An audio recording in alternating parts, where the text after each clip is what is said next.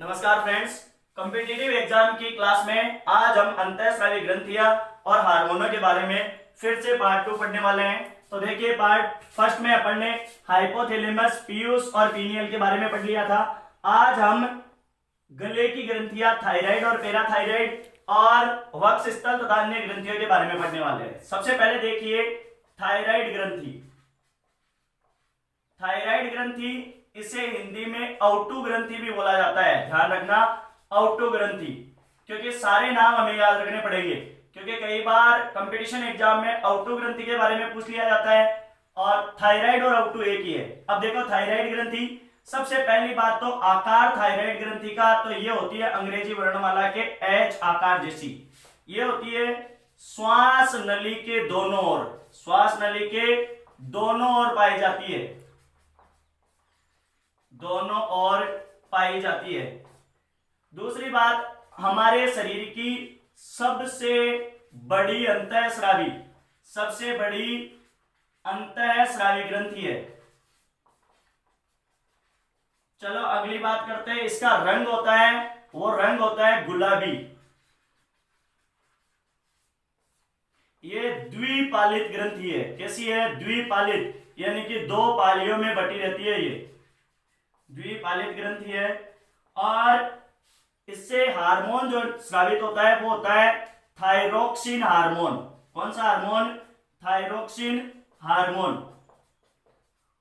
और इस thyroxine hormone का कार्य क्या है? तो देखिए, इसका जो निर्माण होता है वो आयोडीन के कारण होता है। किससे होता है? आयोडीन के कारण निर्माण।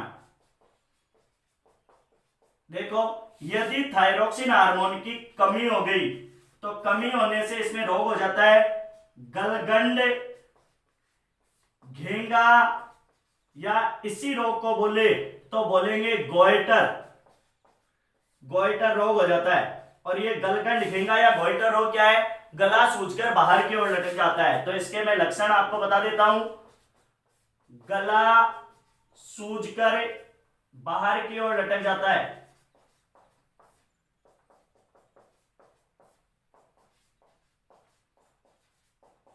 अगली बात करें, इससे क्या हो जाती है? व्यक्तियों में थायरोक्सिन हार्मोन की कमी से एक रोग हो जाता है जिसे बोलेंगे जड़ मानवता।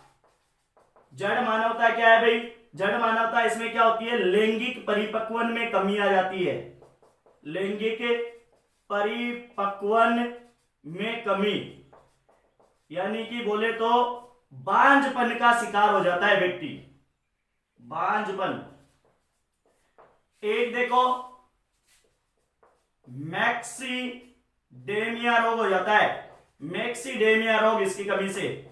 मैक्सीडेमिया रोग क्या है? व्यक्ति क्या हो जाएगा? सुस्ती आ जाएगी और निष्क्रिय हो जाएगा। तो लिखेंगे सुस्ती, यानी कि आलसी, अत्यधिक आलसी और निष्क्रिय हो जाता है।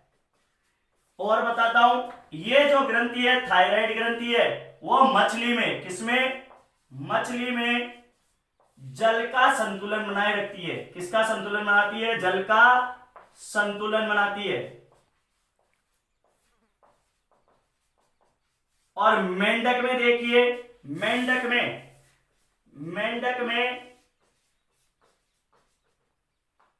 में टेडपोल, एक अवस्था होती है मेंढक की, टेडपोल के कायांतरण में सहायक है।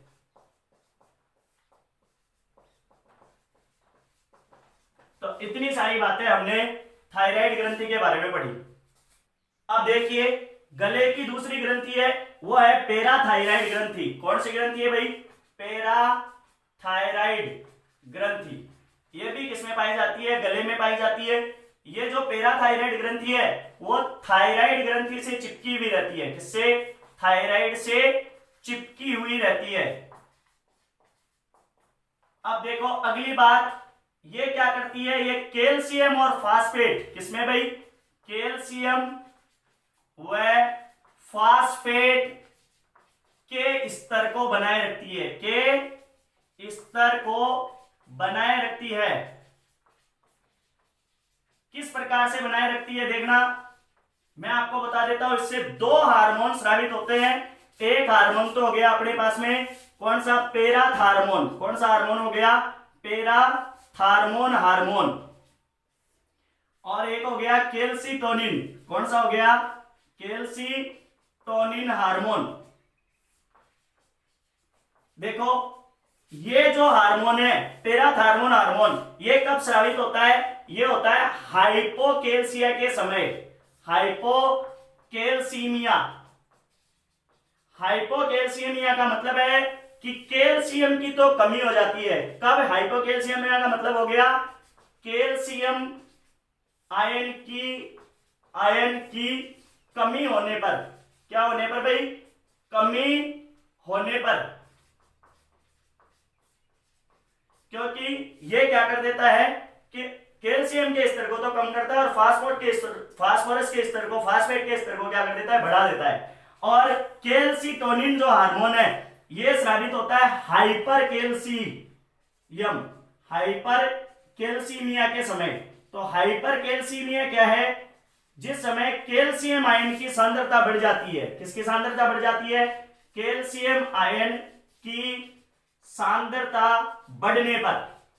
और आपको मैं बता देता हूं, कैल्शियम आयन की सांद्रता बढ़ती है तब कैल्शियम आयन है वो मूत्र के द्वारा स्रावित होता है। किसके द्वारा स्रावित होता है? मूत्र में स्रावित होता है। और मूत्र में स्रावित होता है तो पथरी बढ़ जाती है, और स्टोन पथरी को अपन बोलते हैं कैल्शियम ऑक्जेलेट। क्या हो गया? Calcium oxalate. ऑक्सेलेट लिखा जाता है लेकिन बोला जाता है ऑक्जेलेट। तो कैल्शियम ऑक्जेलेट यानी हो गया क्या? स्टोन पथरी। तो देखो कैल्शियम आयन जब ज्यादा मात्रा में स्रावित होगा हमारे शरीर से तो कैल्शियम ऑक्जेलेट नामक स्टोन पथरी बन जाएगी, और ये क्या होगी? मूत्र में क्या कर देगी? अवरोध उत्पन्न कर देगी। तो ये हो गए दो हार्मोन, कैल्सिटोनिन और क्या हो गया? Parathormone hormone. अब देखो वक्ष स्थल में एक ग्रंथि पाई जाती है जिसका नाम है आपके पास में क्या? थाइमस ग्रंथि। कौन सी ग्रंथि? थाइमस ग्रंथि। सबसे पहली बात, ये कहां पाई जाती है भाई? ये पाई जाती है हृदय की महाधमनी के ऊपर। कहा? महाधमनी के ऊपर।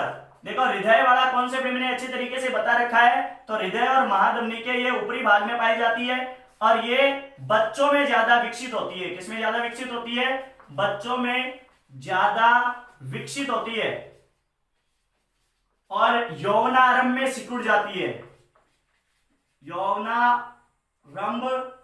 यौवन आरंभ में सिकुड़ जाती है।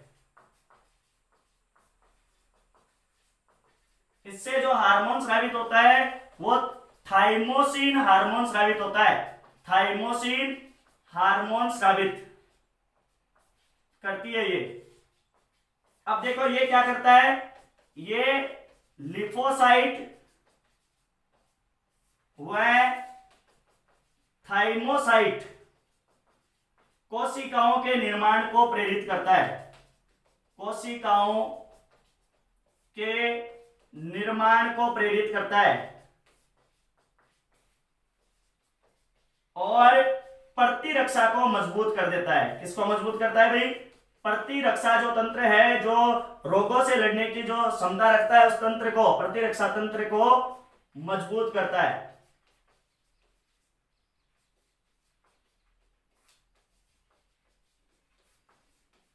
और इसका जो रंग है वो होता है गुलाबी, और ये भी द्विपालित होती है। कैसी होती है? ये ग्रंथि भी द्विपालित होती है भाई।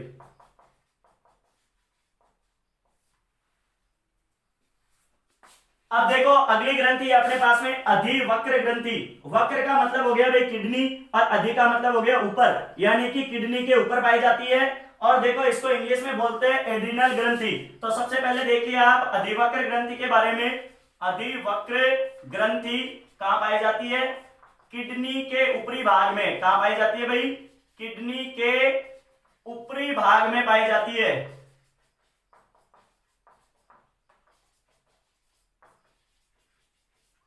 इससे हार्मोन स्रावित होता है। वो हार्मोन स्रावित होता है, दो हार्मोन स्रावित होते हैं इससे। एक तो हो गया एड्रिनलिन हार्मोन, और एक हो गया अपने पास में कौन सा? पहला तो एड्रिनलिन, और दूसरा हार्मोन हो गया नॉर एड्रिनलिन हार्मोन। ये दोनों हार्मोन क्या करते हैं देखना, ये एड्रेनलिन हार्मोन है वो संकट के समय स्रावित होता है। इसके लक्षण क्या हो जाते हैं देखना, संकट के समय कैसे, जैसे हम कहीं जा रहे हैं अंधेरे में और अचानक हमें कोई अजीब प्रकार की आवाज सुनाई देती है तो हमारी धड़कनें तेज होती है, श्वसन दर तेज बढ़ जाता है, पर हल्का सा पसीना आ जाता है, चेहरा लाल हो जाता है। तो ये तो सब लक्षण है किसके, एड्रेनलिन हार्मोन के। यानी कि हमारे ऊपर जब संकट मंडरा रहा होता है तो उस समय एड्रेनलिन हार्मोन स्रावित होता है और कुछ समय बाद में हम रिलैक्स हो जाते हैं तो एड्रेनलिन हार्मोन के प्रभाव को कम करने वाला दूसरा हार्मोन होता है जिसको बोलते हैं नॉर एड्रेनलिन हार्मोन। तो ये दोनों मिलकर क्या करते हैं, संकटकालीन हार्मोन इन्हें बोला जाता है। तो इस एड्रेनलिन हार्मोन का नाम है फाइट एंड फाइट, क्या बोला जाता है इसे, fight and fight hormone, fight and fight hormone, या इसे बोला जाता है कौन सा, करो या मरो हार्मोन। कौन सा, करो या मरो हार्मोन। इसका अगला नाम है संकटकालीन हार्मोन। कैसा हार्मोन भाई, संकटकालीन, यानी कि ये संकट काल में स्रावित होता है, संकटकालीन हार्मोन। और इसके जो लक्षण है, ये स्रावित होता है तो पता क्या चलेगा, तो मैं आपको बता देता हूं, धड़कन तेज हो जाती है, धड़कन तेज हो जाती है, और क्या, श्वसन दर बढ़ जाती है, श्वसन दर बढ़ना, और अपने पास में क्या हो जाएगा, पसीना आ जाता है और चेहरा लाल हो जाता है। और यह हार्मोन एक क्रोध के समय भी यह हार्मोन स्रावित होता है। किसके समय, क्रोध के समय भी स्रावित होता है।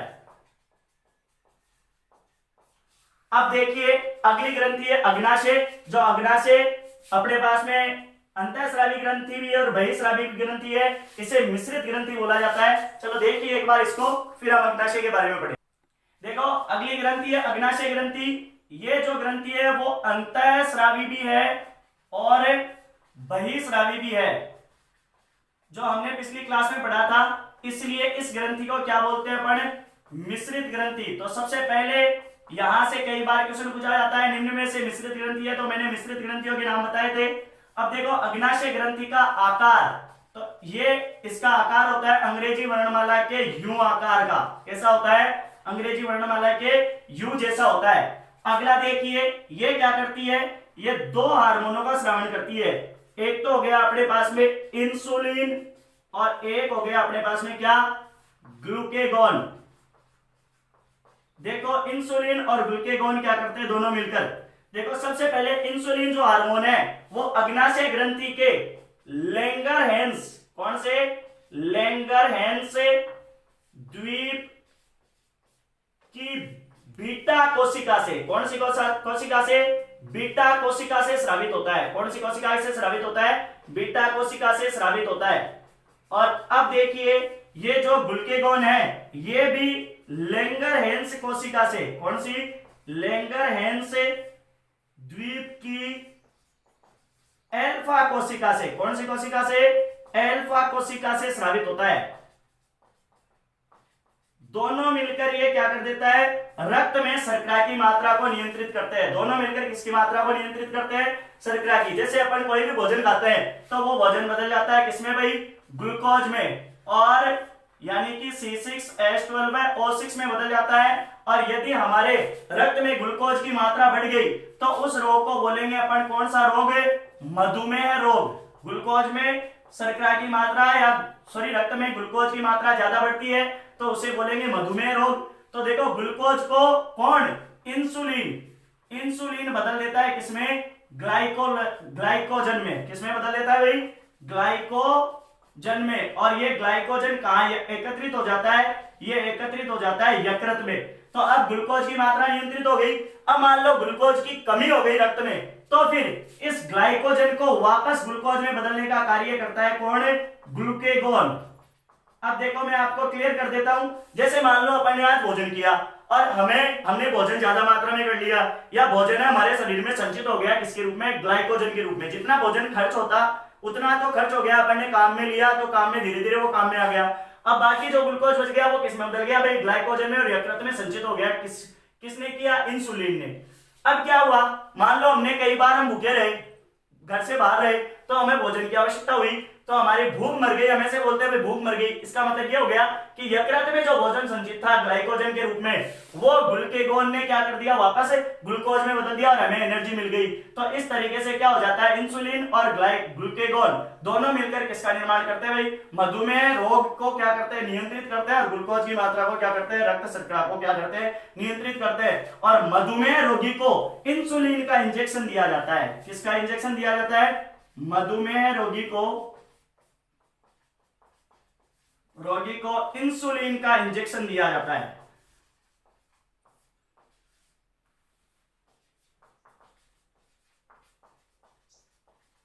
इंजेक्शन दिया जाता है।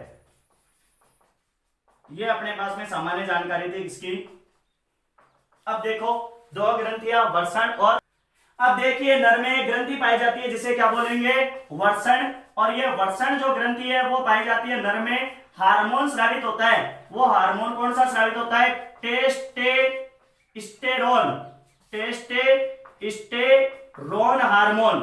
ये टेस्टेस्टेरोन हार्मोन क्या करता है, लैंगिक परिपक्वता लाता है, लैंगिक परिपक्वता लाता है और शुक्राणुओं का निर्माण करता है। किसका निर्माण करता है, शुक्राणुओं का निर्माण करता है। अब देखिए एक हार्मोन जो किसमें पाया जाता है भाई, मादा में पाया जाता है, जिसे क्या बोलेंगे, अंडाशय। और इससे दो हार्मोन स्रावित होते हैं, एक तो हो गया एस्ट्रोजन और एक हो गया प्रोजेस्टेरोन। ये दोनों हार्मोन भी क्या करते हैं, लैंगिक परिपक्वता लाते हैं, मासिक चक्र में सहायक है और अंडों को परिपक्व करते हैं। और लैंगिक जैसे गुण हो गए, लैंगिक जो गुणधर्म होते हैं, जैसे लड़कियों में आवाज का पतली होना, स्तनों का विकास होना, ये सब कार्य करने का कार्य एस्ट्रोजन और प्रोजेस्टेरोन का है। और वर्षण में जैसे वर्षण क्या कार्य करता है, यानी कि टेस्टोस्टेरोन हार्मोन क्या कर देता है, आवाज भारी होना पुरुषों में, या फिर बाल आना, दाढ़ी मूंछ का आना, ये सारे के सारे जो काम है वो किसके हैं भाई, वर्षण जो ग्रंथि है उसके टेस्टोस्टेरोन हार्मोन के हैं। धन्यवाद।